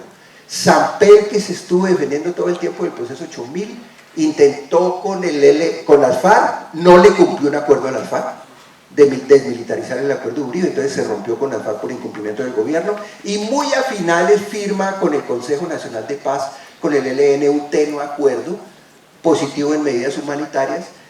Esas guerrillas, incluso por la crisis, el gobierno estaba procesado judicialmente por el Congreso, no prospera el proceso de paz. El llamado proceso de Caguán con Pastrana no se puede subestimar, finalmente fracasó, pero consiguieron un acuerdo de agenda, consiguieron varios acuerdos, una metodología que permitió la participación de 35.000 personas de la sociedad civil, más de 1.000 ponencias, una comisión temática, mucho respaldo, 35 organismos internacionales, embajadas. Hubo ciertos avances hacia la paz que no se pueden desconocer, pero finalmente ambas partes tenían un plan B que se impuso, porque Pastrana, muy mal formulada la política, casi inexistente su política de paz, pero asumió el plan Colombia, que todo el mundo pensaba que era un plan de rehabilitación, de inversión social, y era un plan de guerra y un escalamiento militar de guerra. Y las FARC venían, a decir verdad, victoriosas militarmente, expandiéndose, consiguiendo todo eso. Nunca hubo un cese al fuego y siempre tuvieron la expectativa de la guerra. y en medio inclusive de acentuamiento de violaciones a los derechos humanos con gran responsabilidad del Estado, crece el paramilitarismo y las mismas FARC con pescas milagrosas y con arbitrariedad deterioran el panorama y se rompen los acuerdos. El gobierno Uribe, a pesar de que desconoce el conflicto armado, lo reduce equivocadamente a una amenaza terrorista, que es solo una expresión que puede tener un conflicto armado, y que desconoce una agenda política. Conversó 2 años con el ELN y fueron 2 años perdidos, porque su alto comisionado y su equipo negociador lograron un acuerdo base, así se llamó, con el ELN, 6 compromisos humanitarios para las partes y un compromiso de promoción de la paz. Uribe intentó que el ELN se concentrara, se identificara, casi que se desmovilizara de entrada. Eso sucede siempre en un proceso de paz, pero al final, y cuando se ha negociado una agenda política. El no reconocer una agenda política y un tipo de proceso de esos llevó a que fracasara, y fracasa esa política que ha seguido planteando. El presidente Uribe consiguió la desmovilización de los paramilitares, pero no fue total. Hubo grupos que se dividieron, algunos se desmovilizaron, otros no se desmovilizaron. Había mucho interés de seguir cuidando economías del narcotráfico, rentas ilegales, teniendo alianzas y poderes locales y regionales. Por eso es un proceso a medias, podemos decir, porque sí hubo contingentes, las AUC, había mucha presión internacional, había ya masivamente víctimas. En el Centro de Memoria contabilizamos 2000 y pico de masacres, la gran mayoría comprometidas en los paramilitares. Los paramilitares desmovilizados han tenido como marco legal una justicia transicional a través de la ley 975. Al principio era casi que de plena impunidad. La Corte Constitucional, una sentencia que ojalá la estudiaran, sentencia la 370 de marzo de 2006, magistrado ponente Cepeda, muy buena ponencia. Las correcciones, 6 correcciones que le hace la Corte Constitucional, permiten que esta ley de alguna manera exija verdad, justicia, reparación para los paramilitares y a favor de sus víctimas. Los fallos son pocos, son precarios los resultados en justicia, hay revelaciones importantes a la verdad, aunque falte verdad, aunque no siempre sea coherente y a veces justificadora, pero hay revelaciones tanto en versiones libres como en las sentencias recogidas. Y la reparación sí fue realmente un fracaso, muy pocos elementos y paramilitares que en gran medida se responden a narcotraficantes y con economías ilegales que entregaban una finca y unas pocas vacas. Eso sí es la reparación. Los que no estaban implicados en graves crímenes fueron a otro mecanismo de justicia transicional. La ley 1424 los mantiene en justicia ordinaria por asociación para delinquir agravada, pero les da el beneficio de contribuir a la verdad con el centro de memoria y así poder recuperar la libertad. Algunos de ellos, la mayoría, contribuyeron a la verdad y recogimos informes en el centro de memoria. A pesar de esos avances, seguía el conflicto armado, noten, un poco periférico, un poco tendía a desescalarse, pero seguía el conflicto armado. Datos del CINER nos muestran que la mayoría de las víctimas seguían siendo civiles, muertos en combates o incluso víctimas directas de conflicto menos. Seguía la presencia de las FARC, no quiere decir que controle todo el territorio, pero aquí hay presencias, menos del ELN y la pequeña disidencia que subsistió del EPL en el Catatumbo. Esto llevó a que incluso no lograra el propio presidente Uribe, que en 2 mandatos se propuso destruir, derrotar a las guerrillas. Las golpeó, hizo una guerra falsa porque muchas de las bajas supuestamente eran guerrilleros muertos y eran civiles asesinados y presentados como muertos en combates, y en el 2007 se reactiva las FARC, ya no con centro estratégico en el sur oriente del país, sino en el sur occidente del país, y ya con fuerzas más fluidas. Se vuelve a escalar el conflicto armado en el segundo periodo del presidente Álvaro Uribe. El gobierno Santos retoma la solución política y empieza a ambientarla. Aprueba la ley de víctimas, ya incluyendo las víctimas de responsabilidades del Estado que negaba el presidente Uribe. El presidente también sacó un marco jurídico para la paz y justicia transicional, acto legislativo 1 de 2012, que es importante. Justicia diferenciada de acuerdo a los actores y sus responsabilidades en el conflicto. Hay una retoma del diálogo en secreto con las FARC. Es decir, el presidente Santos creo que hizo un giro histórico de la guerra total que venía como ministro de Defensa de Uribe, plantea con realismo, él lo dijo en varias entrevistas, declaraciones de prensa, es que si seguimos en la vía militar podemos durar 10, 20, 30, 35 años causando varios millones de víctimas, preferible volver a intentar la solución política. Con algunos defectos, hizo un proceso muy cerrado, por eso de perder el plebiscito, no lo socializó, no lo masificó, no permitió unas interacciones con la sociedad e incluso con otras ramas del Estado. Pero hay que reconocer, hubo apoyo desde el principio en esos contactos de la comunidad internacional, de Noruega, de Cuba, de otros países progresivamente. Esta es la agenda y este es el acuerdo de paz con las FARC que se está implementando en la actualidad. Duró 4 años, más el año previo 5. Puede parecer mucho, pero se estaba superando 50 años de guerra. Se trabajó con intensidad, hubo foros públicos de consulta. Se introdujeron algunas cosas por fuera de lo acordado en positivo. La incidencia de las redes de mujeres metieron el tema del enfoque de género.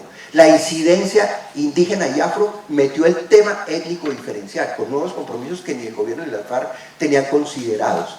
Y las víctimas se movilizaron y lograron ir directamente a la mesa, lo que no se permitía, y especialmente el gobierno tenía mucho celo de que nadie llegara a la mesa. Y fueron rondas y fueron sectores de distintas víctimas causadas en ese sentido por distintos victimarios, etc. De esos 6 puntos, el primero de reforma agraria integral es mínima la aplicación. Se esperan 6 millones de hectáreas, 3 otorgadas y 3 agilizando restitución por tierras despojadas, van 600.000. Y no se ha creado sino pasos iniciales en todas las medidas al respecto. Participación política, en positivo se aprobó el estatuto de oposición. En negativo no se aprobó la reforma política y electoral acordada y con una misión técnica muy importante. El fin del conflicto, cumplió muy bien las FARC, concentración, dejación la arma, le cumplieron a las FARC como partido político, le dieron acceso 5 representantes en la Cámara, 5 en el Congreso, van a tener por 3 periodos ellos, y en negativo del punto 3 no se han cumplido las garantías. Están matando líderes sociales en las zonas donde se debía construir la paz y están matando excombatientes. Soluciona el problema de las drogas ilícitas, avances, pero muy parciales. Hay ya más de 100.000 familias en planes de sustitución voluntaria con un resultado muy positivo, con eficiencia de no resiembra y coherencia en los acuerdos del 94%. Sin embargo, no se masifica, no se financia por parte de este gobierno con claridad y la presión norteamericana lleva a una ambivalencia de que esta política de sustitución concertada a la vez hay otra política de erradicación forzada que entra en contravía. El tema de víctimas es muy amplio, hay muchos gestos, hay reconocimientos y sobre todo la fórmula de justicia transicional, la jurisdicción especial de paz, muy sofisticada, muy clara, como ya lo dije en justicia transicional, énfasis en el restablecimiento de derechos de las víctimas, esclarecimiento, qué pasó, reconocimiento, dignificación de las víctimas, aunque sean penas bajas y moduladas de acuerdo a las contribuciones efectivas que se hagan por los distintos victimarios. Lamentablemente, con disposiciones del Congreso y luego avaladas por la Corte Constitucional, se le quitó la facultad para terceros actores, quedaron solo exmilitares, militares y exguerrilleros. Los terceros, que son los civiles responsables que financiaron, que participaron, condenaron masacres, etcétera, quedaron por fuera. La JEP hace esfuerzos de convicción porque quedó como voluntaria esa circunstancia. La Comisión de la Verdad, 3 años, entregará su relato y es participativo, fomenta la convivencia, fomenta las garantías de no repetición. Y la unidad de búsqueda de personas desaparecidas ya hace su trabajo. En el Centro de Memoria habíamos encontrado 80.000 desaparecidos, ellos ya han detectado más de 100.000 y están en un proceso que es activo y que es en los territorios de búsqueda con un carácter humanitario, no necesariamente para facilitarlo medidas en lo penal. Yo les dejo las presentaciones y tenía previsto que esto seguramente no lo íbamos a poder exponer, pero ustedes podrán leer ahí un resumen para este año de cómo va la implementación con detalle en cada punto, con medidas, avances, dificultades y pendientes, basándome en los equipos oficiales de seguimiento, donde está el CINEP, donde está el CERAC y donde hay unos equipos también de la comunidad internacional para los 6 puntos del acuerdo, porque además de los comentados, recuerden que el 6º tiene que ver con el tema de los mecanismos de verificación, donde hemos tenido 2 misiones consecutivas de las Naciones Unidas de muy alto nivel, un mecanismo tripartito, Naciones Unidas, Gobierno, FARC. Naciones Unidas está descrestado, no exagero, es un mecanismo muy eficiente, muy importante, etc. Pero Naciones Unidas ha puesto también la voz de alerta y le ha exigido al Estado colombiano que tome medidas eficaces para aclarar quiénes son los responsables de la violencia contra líderes sociales, excombatientes y ahora también quienes están participando en elecciones, y para que tome medidas de corrección, de prevención y de evitar esa tragedia y esa contradicción flagrante de construir una paz matando sectores de la población en los territorios donde construye paz y matando al propio actor de la paz, como en el caso de las víctimas de las FARC.